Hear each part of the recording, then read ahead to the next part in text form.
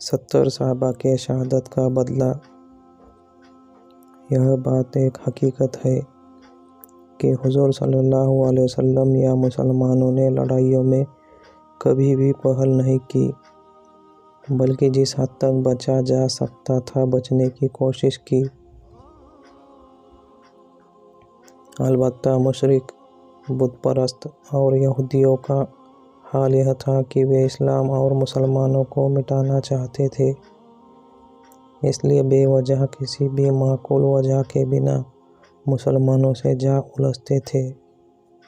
حضور صلی اللہ علیہ وسلم کے زمانے میں جتنی لڑائیاں ہوئیں، سب کی شروعات کفار کی طرف سے ہوئی اور مجبوراً مسلمانوں کو بھی اپنی حفاظت میں لڑنا پڑا۔ جب بنو نذیر کا قلعہ جیت لیا گیا اور مسلمان مدینہ واپس آ گئے تو خبر سنی کہ بنو محارب اور بنو سالوہ کے قبیلے شرارت پر اور فساد پر تلے ہیں اور وہ بہت جلد مدینے پر حملہ کرنے والے ہیں۔ یہ دونوں قبیلے غطفان کی شاخیں تھیں جو علاقہ نجد میں آباد تھی۔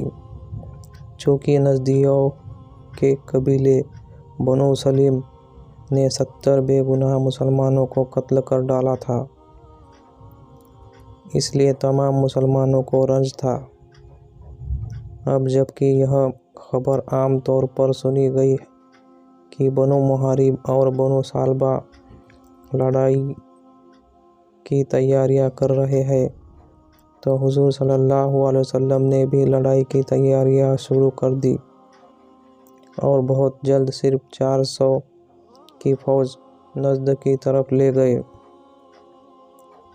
چونکہ اب مدینہ منورہ میں اسلامی حکومت قائم ہو چکی تھی، اسی لیے حضور صلی اللہ علیہ وسلم نے عثمان بن عفان رحمۃ اللہ علیہ کو مدینے کا ذمہ دار بنا کر فوج کو لے کر سفر شروع کر دیا۔ فوج نجد کے علاقے میں داخل ہوئی اور ایک پہاڑی کو طے کرنے لگی۔ نہ معلوم اس پہاڑوں کے پتھر کس قسم کے تھے کہ ان پر چلنے کی وجہ سے مسلمانوں کے جوتے ٹوٹ گئے۔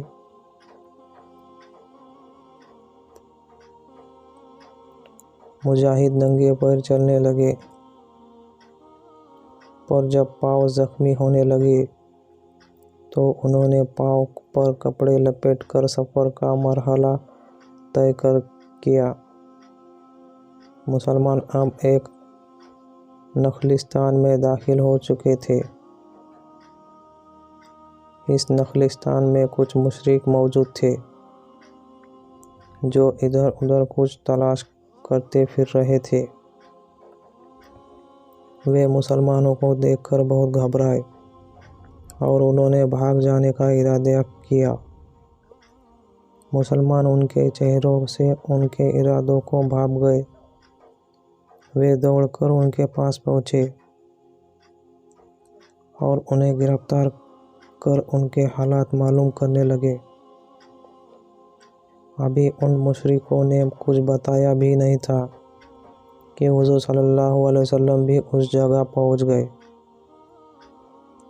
تم کون لوگ ہو؟ حضور صلی اللہ علیہ وسلم نے ان سے پوچھا۔ ہم قبیلہ بنو سلیم کے لوگ ہیں، ان میں سے ایک آدمی نے بتایا۔ آپ کے چہرے پر کچھ سختی آ گئی۔ پوچھا، اسی قبیلہ بنو سلیم کے جس کے لوگوں نے 70 بے گناہ مسلمان شہید کر دیے؟ جی ہاں، اسی قبیلے کے، اس آدمی نے سر جھکا کر کہا۔ لیکن حضور صلی اللہ علیہ وسلم، ہم بے گناہ ہیں۔ ہم قسم کھا کر کہتے ہیں کہ ہم اس بزدلانہ اور وحشیانہ قتل میں شریک نہ تھے۔ جب مسلمانوں کو معلوم ہوا کہ یہ اس قبیلے کے لوگ ہیں جس نے 70 بے گناہ مسلمانوں کو نہایت بے دردی سے قتل کر ڈالا تھا، تو سب جوش و غضب میں بھر گئے اور غضبناک نگاہوں سے انہیں دیکھنے لگے۔ بنو سلیم کے ان آدمیوں نے مسلمانوں کی غیظ بھری نگاہیں دیکھی۔ وہ اپنی زندگیوں سے مایوس ہو گئے۔ حضور صلی اللہ علیہ وسلم نے پوچھا، تم یہاں کیا کر رہے تھے؟ حضور صلی اللہ علیہ وسلم، ایک آدمی نے کانپتے آواز میں جواب دیا، یہاں بنو محارب اور بنی سالبہ کی فوج موجود تھی، جو مسلمانوں کے آنے کی خبر سن کر فرار ہو گئی۔ ہم یہاں اس لیے آئے تھے کہ شاید وہ لوگ کچھ چیزیں چھوڑ گئے ہو، انہیں پا سکے۔ لیکن کیا؟ حضور نے پوچھا۔ لیکن نہیں جانتے تھے کہ موت ہمیں نخلستان میں لیے جاتی ہے۔ اس آدمی نے کہا، اے مسلمانوں کے ہادی، اے مدینے کے بادشاہ، ہم سب بے قصور ہیں، ہمیں معاف کر دو۔ یہ کہتے ہی وہ آدمی رونے لگا اور اس کے ساتھی بھی رونے لگے۔ بدبخت بزدلو! حضرت عمر رضی اللہ عنہ نے جوش میں آ کر کہا، اب موت کو قریب دیکھ کر روتے ہو؟ جب تمہاری قوم مسلمانوں کو قتل کر رہی تھی، اس وقت انجام کار کی خبر نہ تھی۔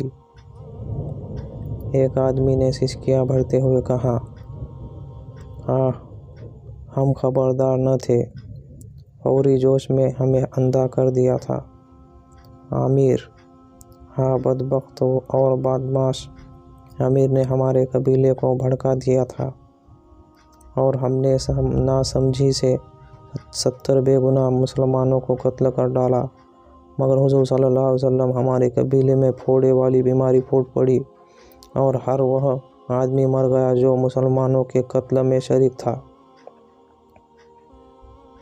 منحوس امیر بھی اسی موجی مرض کا شکار ہو گیا۔ اس آدمی کا گلا بھر آیا۔ اس نے آگے کہا، اس خدا نے جس کی تم پوجا کرتے ہو، مسلمانوں کا بدلہ لے لیا۔ تم ہم پر رحم کرو، ہمارے چھوٹے چھوٹے بچے ہیں۔ حضرت ابو بکر رضی اللہ عنہ کو طیش آ گیا۔ بولے، بدبختو! اب روتے ہو، موت قریب آ گئی ہے۔ نہیں صدیق! حضور صلی اللہ علیہ وسلم نے فرمایا، انہیں کچھ نہ کہو، ان کے قتل کرنے سے کیا فائدہ، ان کے بچے یتیم ہو جائیں گے۔ حضور صلی اللہ علیہ وسلم اس قدر خدا ترسی حضرت علی رحمۃ اللہ علیہ بولے، ہر اس آدمی پر جو رحم کی طلب کرتا ہو، مہربانی کرو، خاص طور سے اس دشمن پر جو عاجزی دکھائے، یہ بھی ایمان کا ایک حصہ ہے۔ حضور صلی اللہ علیہ وسلم نے فرمایا، کرو مہربانی تم اہل زمین پر، خدا مہربان ہوگا عرش بری پر۔ ہم حضور صلی اللہ علیہ وسلم کے فرما بردار ہیں۔ حضرت علی رحمۃ اللہ علیہ نے کہا، جو حکم ہوگا ہم اس کی تعمیل کریں گے۔ انہیں آزاد کر دو۔ حضور صلی اللہ علیہ وسلم نے فرمایا، بنو سلیم والوں کو فوراً چھوڑ دیا گیا۔ وہ دعائیں دیتے ہوئے چلے گئے۔ چونکہ یہ معلوم ہو گیا تھا کہ بنو محارب اور بنو سالبہ فرار ہو گئے ہیں،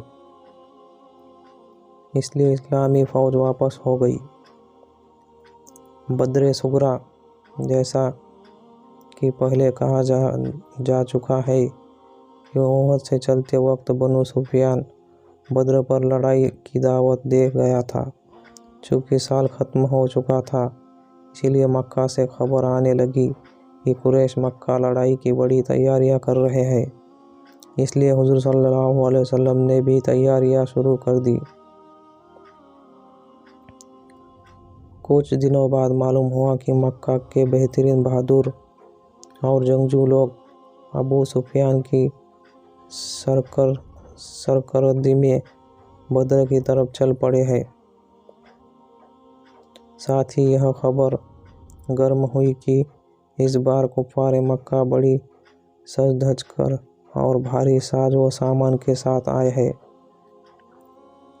اور ان کا ارادہ فیصلہ کر دینے والی لڑائی کا ہے۔ یا تو اس لڑائی میں اسلام اور مسلمانوں کا خاتمہ ہو جائے گا یا مکہ کے مشرکوں کا۔ ان خبروں کو کفار مکہ بڑھا چڑھا کر بیان کرتے تھے۔